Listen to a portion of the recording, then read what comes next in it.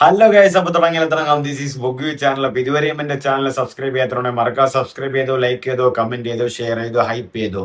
Big M എസിനെ ഓരോ സിനിമയിലേക്ക് കൊണ്ടുവന്നിട്ട് മമ്മൂക്കയെയും മോഹൻലാലിനെയും ഓരോ സിനിമയിലേക്ക് കൊണ്ടുവന്നിട്ട് വെറും പ്രൊമോഷൻ സ്ട്രാറ്റജിക്ക് വേണ്ടി യൂസ് ചെയ്യുകയാണ്. സത്യം പറഞ്ഞാൽ ഇപ്പൊ മലയാള സിനിമയിൽ ഇപ്പൊ രണ്ടുപേരെ മാറി മാറി ഓരോ ക്യാമിയോ അപ്പിയറൻസ് എന്ന് പറഞ്ഞ് കൺവിൻസ് ചെയ്ത് സിനിമയിലേക്ക് കൊണ്ടുവരുന്നു. എന്നിട്ട് ആ കുറച്ച് ക്യാമിയോയിൽ തന്നെ ഉള്ള എല്ലാ ഊക്കുകളും ട്രോൾസുകളും അവർക്ക് കിട്ടുകയും ചെയ്യുന്നു. മമ്മൂക്കയുടെ കാര്യത്തിലേക്ക് വരുമ്പം റീസെന്റ് ആയിട്ട് ചെയ്തു വന്നത് ചത്താപ്പച്ചയിലെ ഒരു ക്യാരക്ടറാണ്. അതായത് അതിലൊരു ക്യാമിയോ ആണ്. ആ ഒരു ക്യാമിയോക്ക് കിട്ടിയ ട്രോളും പരിപ്പുവടയും ഉഴുന്നുവടയും ചില്ലറയൊന്നും അല്ലായിരുന്നു. പടം അതിൻ്റെതായ ഫ്ലോയിൽ, അതായത് ചത്താപ്പച്ചയ്ക്ക് ഒരു ഹൈപ്പിൽ വന്നൊരു പടമായിരുന്നു. ആ ഒരു റിങ്, ആ ഒരു ഗുസ്തി, റെസ്ലിമേനിയ, അണ്ടർടേക്കർ, ജോൺസിന, എല്ലാവരും ആ ഒരു വൈബിൽ വെറൈറ്റി പടം, ക്വാളിറ്റി പടം, എന്തൊക്കെയാടാ ചെയ്തു വെച്ചിരിക്കുന്നു പറഞ്ഞ് ഭയങ്കര എക്സ്പെക്ടേഷനിൽ പോയ ഒരു സിനിമയായിരുന്നു ചത്താപ്പച്ച. ഈവൻ ഞാൻ ഫസ്റ്റ് ഡേ ഫസ്റ്റ് ഷോ ആണ് കണ്ടത്. ബട്ട് മമ്മൂക്ക ഉണ്ട്, അതും കൂടെ തന്നെ ഉണ്ടാണ് ഫസ്റ്റ് ഡേ. അതാണ് പറഞ്ഞത്, ഒരു പ്രൊമോഷൻ സ്ട്രാറ്റജി സ്കാം എന്ന് പറയുന്ന ഒരു പരിപാടിയാണ് ഈ ബിഗ് എം എസിനെ സിനിമയിലേക്ക് കൊണ്ടുവരിക എന്നുള്ളത്. എന്നിട്ട് സിനിമയിലേക്ക് കൊണ്ടുവന്നിട്ട് അവർക്ക് അവരുടേതായ റോള് കിട്ടുന്നോ എന്ന് ചോദിച്ചാൽ അതുമില്ല. സ്പോയിൽഡ് റോളാണ്. പ്രത്യേകിച്ച് ചത്താപ്പച്ചയിൽ മമ്മൂക്ക ലാസ്റ്റിലേക്ക് വരുന്നു. തുടക്കത്തിൽ മമ്മൂക്ക ഹൈപ്പേറ്റിയുള്ള സംസാരങ്ങളൊക്കെ സംസാരിക്കുന്നു. പടം ചുമ്മാ പോകുമ്പോൾ ക്ലൈമാക്സിലേക്ക് മമ്മൂക്ക വരുമ്പം ആ ഒരു പടം മാറയാണ്.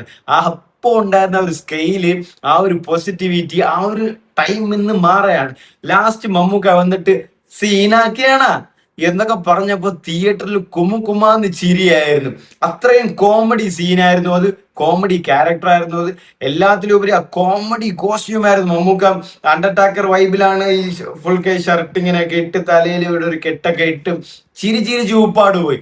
ആ ഒരു സമയത്ത് മമ്മൂക്കയെ കണ്ടപ്പോൾ, മമ്മൂക്കയുടെ വോയിസ് കേട്ടപ്പോൾ, മമ്മൂക്കയുടെ സ്ലാങ് കേട്ടപ്പോൾ, മമ്മൂക്കയുടെ സംസാരം കേട്ടപ്പോൾ, മമ്മൂക്കയുടെ റോള് കേട്ടപ്പോൾ, ആ സമയത്തിൽ എങ്ങനെയെങ്കിലും ആ റോളൊന്ന് കട്ട് ചെയ്ത് നീക്കിയാലോ എന്ന് ഒരു ആലോചിച്ചു പോയി. അങ്ങനെയായിരുന്നു തിയേറ്ററിലും അതിനുശേഷമുള്ള ട്രോളുകളിലും. ഈവൻ ആ സിനിമയിൽ ശേഷവും ഇൻസ്റ്റഗ്രാമിലും ട്രോൾസും ഊക്കലൊക്കെ ചെറുതൊന്നുമല്ലായിരുന്നു. അതാണ് ഞാൻ പറഞ്ഞത്, ആ ഒരു പ്രൊമോഷൻ സ്ട്രാറ്റജിയിലേക്ക് കൊണ്ടുവന്ന് തീർത്തിട്ടുണ്ട്. പിന്നെ മമ്മൂക്ക ഇതേപോലെ ഒരു പ്രൊമോഷൻ ലോക എന്നൊരു സിനിമ, ലോക എന്നൊരു സിനിമയിൽ മമ്മൂക്ക വന്നിട്ടുണ്ടെങ്കിൽ മാത്രമേ അതിനൊരു പ്രൊമോഷൻ കിട്ടണമെന്നില്ല. ബട്ട് മൂത്തോൻ എന്നൊരു ക്യാരക്ടർ മമ്മൂക്കയ്ക്ക് ഉണ്ടെന്നാണ് പറയുന്നത്. ആ ഒരു മൂത്തോൻ മെയിൻ സിനിമയിൽ പറയുന്നുണ്ട്. കല്യാണി വരുമ്പോഴേക്കും മൂത്തോൻ തിരക്കുന്നുണ്ട്, മൂത്തോൻ നിന്നെ വിളിക്കുന്നുണ്ട്, മൂത്തോൻ വരുന്നുണ്ട്, മൂത്തോൻ മൂത്തോൻ എന്ന് ഹൈപ്പ് ചെയ്ത് വെച്ചിട്ടുണ്ട്. മൂത്തോൻ എന്ന ക്യാരക്ടറിൽ വരുന്നത് മമ്മൂക്കയാണ്. ബട്ട് അത് ഇതുവരെ റിലീസ് ആയിട്ടില്ല. ബട്ട് അതൊരു എക്സ്പെക്ടേഷനിൽ ഉള്ള ഒരു ക്യാമിയോ ആയിട്ടാണ് എനിക്ക് പേഴ്സണലി ഉള്ളത്. നല്ലൊരു ക്യാമിയോ വരാനുള്ള സാധ്യത ഉണ്ട്. നല്ലൊരു ക്യാരക്ടർ ഡെപ്ത് ഉള്ള, ഡെവലപ്മെന്റ് ഉള്ള ഒരു ക്യാരക്ടറാണ് മൂത്തോൻ എന്നുള്ളത്. ലോക 2 വരുമ്പോൾ അതിലൊരു നല്ലൊരു സ്പേസ് മമ്മൂക്കയെ കിട്ടുമെന്ന് തന്നെയാണ് വിശ്വസിക്കുന്നത്. അതും സത്യം പറഞ്ഞാൽ അത് കുറച്ചുകൂടെ മൂപ്പിക്കാനുള്ള ഒരു പ്രൊമോഷൻ സ്ട്രാറ്റജി തന്നെയാണ്. ഈവൻ ക്യാമിയോ മമ്മൂക്ക ഉണ്ടെന്ന് ഇങ്ങനെ അറിയിക്കാൻ വേണ്ടിയിട്ടുള്ള ഒരു ക്യാമിയോ തന്നെയാണ്. ബട്ട് അതൊരു പേഴ്സണലി ആ ഒരു നല്ലൊരു സാറ്റിസ്ഫാക്ഷൻ കിട്ടുമെന്ന ഒരു എക്സ്പെക്ടേഷനിൽ ഇരിക്കുന്ന ഒരു ക്യാമിയോ ആണ്. അതുപോലെ തന്നെ വരട്ടെ എന്നും ആഗ്രഹിക്കുന്നു. ഇനി വരുന്ന ലോ ആൻഡ് ഓർഡർ എന്ന് രഞ്ജിത്തിന്റെ ഒരു സിനിമ സെപ്റ്റംബർ 4 റിലീസ് ആവുന്നുണ്ടെന്ന് അണിയറ പ്രവർത്തകർ പറയുന്നുണ്ട്. അതിൽ ബ്ലാക്ക് 2004 മമ്മൂക്കയുടെ രഞ്ജിത്ത് സിനിമയായ ബ്ലാക്കിലെ കാരിക്കാമുറി ഷൺമുഖന്റെ ക്യാരക്ടറിന്റെ ഒരു ക്യാമിയോ അപ്പിയറൻസ് ഈ സിനിമയിൽ വരുന്നുണ്ട്. ലോ ആൻഡ് ഓർഡറിൽ ഇതൊരു ഇൻവെസ്റ്റിഗേഷൻ ത്രില്ലർ, ആക്ഷൻ ത്രില്ലർ എന്ന ടൈപ്പിലാണ് വരുന്നത്. ഇന്ന് പ്രകാശ് വർമ്മയും അഭിരാമിയൊക്കെയാണ് പ്രധാന വേഷത്തിൽ വരുന്നത്. ഇന്ന് അതിന്റെ ടീസർ റിലീസ് ചെയ്തിട്ടുണ്ടായിരുന്നു. എന്ത് ടീസറാ, 2004 ഇറങ്ങിയ ടീസർ പോലും ഉണ്ട്. അതിലൊരു എഡിറ്റിംഗ് കൊണ്ട്, ഒരു മ്യൂസിക് കൊണ്ട്, അതിന്റെ ക്ലൈമാക്സിൽ തോക്കും പിടിച്ചിട്ട് കറുത്ത മുണ്ടും കറുത്ത ഷർട്ട് ഇട്ടിട്ട് മമ്മൂക്ക വരുന്നുണ്ട്. മമ്മൂക്ക മുഖം കാണിക്കുന്നില്ല, ഒരു തോക്കും വെച്ച് ഇങ്ങനെ നടന്നു പോവുകയാണ്. ബാക്ക് ഷോട്ടാണ്. ആ ഷോട്ടിൽ ഒരു ബീജിയം വരുന്നുണ്ട്, ലോ ആൻഡ് ഓർഡർ. ആ എന്തിനാണ് അത് വന്നെന്ന് ഒരു പിടിയില്ലാത്ത ഒരു ബീജിയമും വന്ന് അത് അപ്പാടെ എനിക്ക് പേഴ്സണലി ആ ഒരു ഐക്കോണിക് റോളായ ആ ഒരു കാരിക്കാമുറി ഷൺമുഖന്റെ ആ ക്യാരക്ടർ എന്തിനാണ് അവിടെ കൊണ്ടുവരുന്നതെന്ന് ഒരു രീതിയിലും മനസ്സിലാവുന്നില്ല. ഇതിൽ രണ്ടാമത് വരുമ്പോ ലാലേട്ടന്റെ ക്യാമിയോ അപ്പിയറൻസ് ആണ്. ഇതിൽ ഈ ബബ്ബ സിനിമ ഫുൾ സ്കാമാണ്. അതായത് ദിലീപിന് ആ ഒരു ടൈമിലേക്ക് എങ്ങനെയെങ്കിലും അടിച്ചു പറത്തി മുതലിൽ വെക്കാൻ വേണ്ടിയിട്ടുള്ള ഒരു ഫുൾ സ്കാമാണ്. അതിൽ ഒരാവശ്യവും ഇല്ലാതെ ലാലേട്ടൻ്റെ ദിലീപ് എത്തിച്ചേരുന്നു. പിന്നെ ലാലേട്ടന്റെ കുറച്ച് അവിടുത്തെ കാര്യങ്ങളും പരിപാടികളും, പിന്നെ ഇതിലേക്ക് തളപതി വിജയനെ കൊണ്ടുവരുന്നു. അവിടെ കുറച്ച് റെഫറൻസുകളും പാട്ടുകളും പരിപാടികളും ഡയലോഗുകളും മൊത്തം സ്കാം പരിപാടിയായിരുന്നു പടത്തിന്. കാരണം നിങ്ങൾ പടം കാണുമ്പോൾ തന്നെ മനസ്സിലാവും പടത്തിൽ ഒന്നുമില്ല സ്റ്റോറിയോ സ്ക്രീൻ പ്ലേ ഒന്നുമില്ല ബബ്ബ സിനിമയിൽ. പക്ഷെ അവരുടെ പ്രൊമോഷൻ സ്ട്രാറ്റജി എന്ന് പറയുന്നത് ലാലേട്ടനായിരുന്നു. ലാലേട്ടനെ ആ ഒരു ക്യാരക്ടറിലേക്ക് കൊണ്ടുവരിക, ലാലേട്ടനെ ഒരു അണ്ണനായിട്ട് കാണിക്കുക. ഇതിന്റെ ഇടയിൽ തളപതി വിജയുടെ കുറച്ച് പാട്ടുകളും ഡയലോഗ്സുകളും റെഫറൻസുകളും കൊണ്ടുവന്ന് വിജയ് ഫാൻസിന്റെ ഒരു സ്നേഹം പിടിച്ചു പറ്റുക എന്നുള്ള ഫുള്ളി സ്കാം ആയിരുന്നു ബബ്ബ. അതിലും ലാലേട്ടനെ അങ്ങ് പറഞ്ഞിവിടെയാണ് ചെയ്തിട്ടുണ്ടായിരുന്നത്. ഇപ്പൊ ഇനി വരുമ്പോ തുടക്കത്തിലേക്ക് ലാലേട്ടൻ വരുന്നുണ്ട്, ക്യാമിയോ അപ്പിയറൻസ്. ലാലേട്ടന്റെ ഒരു ആവശ്യവും ഈ ക്യാമിയോയിൽ വരുന്നില്ല. ചുമ്മാ ഒരു മെൻഡർ നെല്ല് വരികയാണെന്നും മാർഷ്യൽ ആർട്സിലെ മെൻഡർ ആണെന്ന് പറഞ്ഞിട്ട് ലാലേട്ടൻ ഈ തുടക്കം സിനിമ അറിയാം.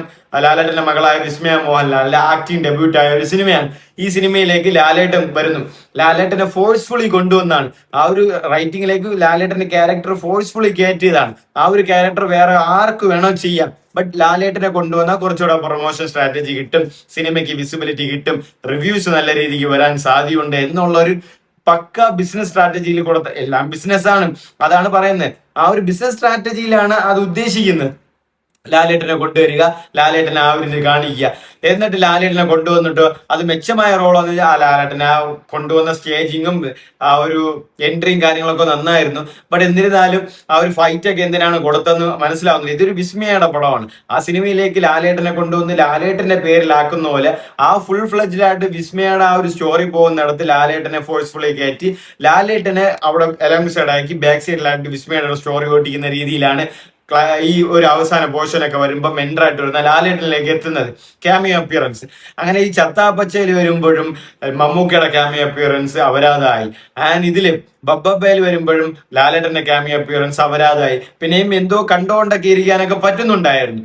ഇതില് കാരിക്കാമ്പൂരി ഷൺമുഖൻ എന്തായാലും ആ ഒരു ഐക്കോണിക് റോളിന്റെ ആ ഒരു മെച്യൂരിറ്റി, ആ ഒരു മൊമെന്റം, ആ ഒരു മാജിക്നെസ് തീർച്ചയായിട്ടും പോകും എന്നുള്ളതിൽ യാതൊരു സംശയമില്ല. അത് കാണുമ്പോൾ തന്നെ മനസ്സിലാവും നല്ല രീതിക്ക് വരുമെന്നുള്ള ഒരു പ്രതീക്ഷയും ഇല്ല, കണ്ടു തന്നെ അറിയണം. പിന്നെ മൂത്തോൻ എന്നുള്ള ഒരു എക്സ്പെക്ടേഷൻ ഉണ്ട്, അത് നല്ല രീതിക്ക് ക്യാമിയോ വരുമെന്ന് തന്നെയാണ് വിചാരിക്കുന്നത്. ഇതിൽ ലാലേട്ടനിലേക്ക് വരുമ്പം ബബ്ബയിൽ വന്ന് തീർത്ത് ആൻഡ് തുടക്കത്തിലും വന്ന് ഒന്നുമില്ല.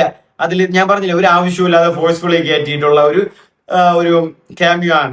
ഇനി ഇതിൽ ലാലേട്ടന്റെ വരുന്നത് ഖലീഫ, പൃഥ്വിരാജിന്റെ ഖലീഫയില്, വൈശാഖിന്റെ ഖലീഫയില്, ജിനു എബ്രാഹിമിന്റെ ഖലീഫയില്, ജെയ്സ് ബിജോയ് ആണ് മ്യൂസിക്, ചമൻ ചാക്കാണ് എഡിറ്റർ. ആ ഖലീഫയില് ലാലേട്ടന്റെ ഒരു ക്യാമിയോ വരുന്നുണ്ട്. അത് ഭയങ്കര എക്സ്പെക്ടേഷൻ. അതായത് മമ്മൂക്കയുടെ മൂത്തോൻ എന്ന ക്യാരക്ടർ വരുന്ന പോലെ മമ്പറക്കൽ അഹമ്മദ് അലിയുടെ ആ ഒരു ക്യാരക്ടർ ഞാൻ ഭയങ്കര എക്സ്പെക്ടേഷനിലാണ്. ലാലേട്ടനെ വൈശാഖ് എങ്ങനെ പ്രസന്റ് ചെയ്യും? കാരണം ആ ഒരു സീന് ലാലേട്ടന് ചേരുന്ന ഒരു സീനാണ്. അതായത് ലോകയുടെ മൂത്തോൻ എന്ന ക്യാരക്ടർ മമ്മൂക്കയെ ചേരുന്ന പോലെ അത് മൂത്തോനായിട്ട് മമ്മൂക്കയെ ഓക്കെയാണ്.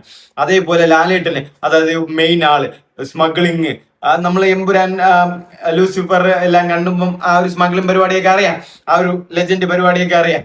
അപ്പോ അതൊരു ലെഗസി, ഒരു ക്രൈം ലെഗസി ഉള്ള ഒരു ഫാമിലി, ഒരു എൻറ്റയർലി ഗോൾഡ് സ്മഗ്ലിംഗ് ഉള്ള ഒരു ഫാമിലി. അതിലൊരു മകനുണ്ട്, അതായത് പേരമകനുണ്ട്, അത് ആമർ അലി ആയിട്ട് പൃഥ്വിരാജ്, അതിന് അവസാനം ടൈലന്റ് പോലെ ഗ്രാൻഡ് ഫാദർ ആയിട്ട് മമ്പറക്കൽ അഹമ്മദ് അലി.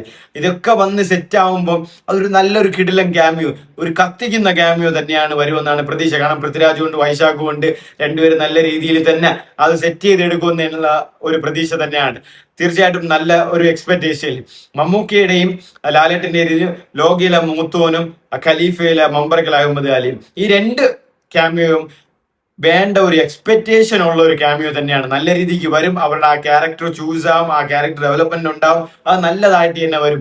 എന്നിരുന്നാലും ഖലീഫയില് ടൈലനിലാണ് ഈ ലാലേട്ടന്റെ ആ ഒരു ക്യാമിയോ വരുന്നത്. അപ്പോൾ അത് സെക്കൻഡ് പാർട്ട് ഉണ്ടോ, സെക്കൻഡ് പാർട്ട് ഫുൾ ഫ്ലെഡ്ജ്ഡ് ആയിട്ട് ലാലേട്ടന് ഉണ്ടെന്ന് പറയുന്നുണ്ടെങ്കിലും ഫസ്റ്റ് പാർട്ട് ജയിച്ചാൽ, ഫസ്റ്റ് പാർട്ടിന് നല്ല റെസ്പോൺസ് കിട്ടിയാൽ മാത്രമേ ഫസ്റ്റ് പാർട്ടിന് ശേഷം സെക്കൻഡ് പാർട്ട് ആ ഫുൾ ഫ്ലെഡ്ജില് ലാലേട്ടന്റെ ആ ഒരു പടം ഉണ്ടാവാൻ സാധ്യതയുള്ളൂ എന്നാണ് എന്റെ പേഴ്സണൽ അസംഷൻ പറയുന്നത്.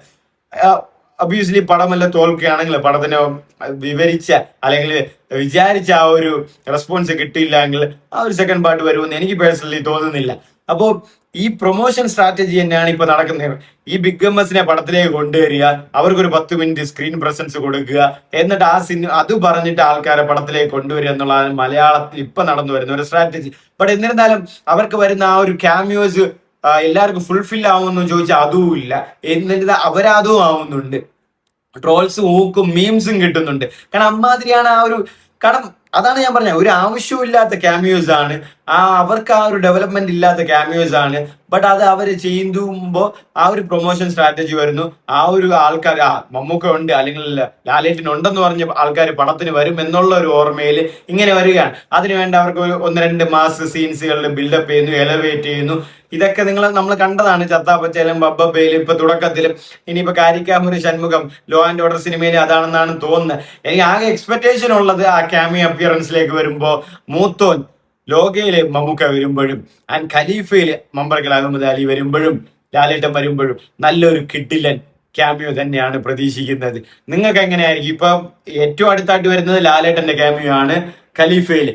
ഖലീഫ പടത്തിൽ ഏറ്റവും നല്ലൊരു ക്യാമിയോ തന്നെ വരട്ടെ എന്ന് തന്നെയാണ് ആശംസിക്കുന്നത്. സത്യം പറഞ്ഞാൽ മൊത്തം സ്ട്രാറ്റജിയാണ് പ്രൊമോഷൻ. അതായത് ചെറിയൊരു പടം എടുത്തിട്ട് ആ മമ്മൂക്ക ഇതിലുണ്ടാ, ആ ലാലേട്ട ഇതിലുണ്ടാ, അവരുടെ ക്യാമിയോ ഉണ്ടാ, അവരെന്തോ വരുന്നുണ്ട് ഈ സിനിമയിൽ എന്നുള്ളൊരു സിറ്റുവേഷൻ കൊണ്ടുവരികയാണ്. ഇതുപോലെ തന്നെ എനിക്ക് തോന്നുന്നു പ്രണവിന്റെ ആദ്യ സിനിമയിൽ ആദിയിലും ലാലേട്ടന്റെ ഒരു ചെറിയൊരു ക്യാമിയോ ഒക്കെ ഉണ്ടായിരുന്നു. ഒരാവശ്യവും ഇല്ല. പിന്നെ മോന്റെ പടത്തിൽ അതാണ് സപ്പോർട്ട് ചെയ്യാൻ വേണ്ടിയിട്ട്, അല്ലെങ്കിൽ ആ ഒരു പ്രൊമോഷൻ, ആ ഒരു വിസിബിലിറ്റി കാണിക്കാൻ വേണ്ടിയിട്ട് അവർ വന്നുള്ളത് തന്നെയാണ് ഇതിൽ പറയുന്നത്. അടുത്ത മൂത്തോനും ആ മെമ്പർക്ക് അഹമ്മദ് ആലിയെങ്കിലും കാട്ടവരാതൊന്നും ആവാതെ നല്ലൊരു പുഷ് ചെയ്ത് നല്ലൊരു കിടിലൻ, അവർ ഡിസേർവ്ഡ് ആയിട്ടുള്ള ജസ്റ്റിഫൈ ചെയ്തിട്ടുള്ള നല്ലൊരു കിടിലൻ ക്യാമിയോ എന്നായിട്ടെന്ന് ആഗ്രഹിക്കുന്നു. അപ്പൊ നിങ്ങൾ അയാം ഗെയിമിനാണോ ഖലീഫയ്ക്കാണോ ഫസ്റ്റ് ഡേ ഫസ്റ്റ് ഷോ പോകുന്നു കൂടെ മറക്കാ കമന്റ് ചെയ്തേക്ക്.